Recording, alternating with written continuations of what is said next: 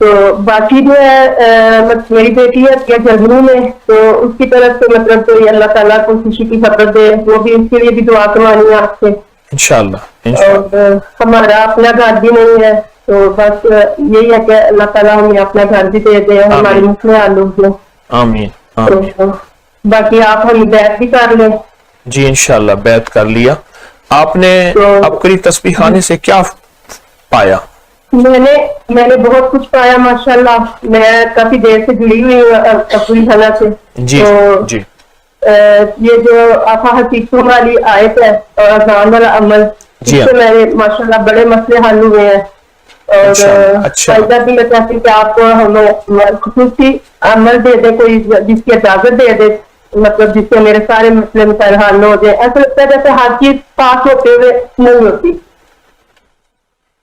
جی اور ہمارے قرضے وغیرہ اتر جائیں، اور سب اللہ تعالیٰ ہمارے لیے آسانیاں کر دے۔ اور میرے خامد جو بعد دبئی میں ہوتے ہیں اور ان کا بھی کافی دیر سے کوئی کام نہیں ہے، اور بیٹا ماشاءاللہ ادھر جاپان میں ہے، اور کام مطلب جو ہے نا یہ ہے کہ کوئی اس کا کام اسٹارٹ ہو جائے، وہ اپنا کرنا چاہ رہا ہے۔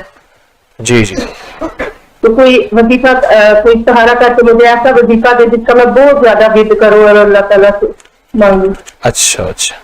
آپ نا حسبنا اللہ و نعم الوکیل یا وارث ہو یا نصیر ہو، جی جی یہ آپ وظیفہ اس پہ توجہ کریں۔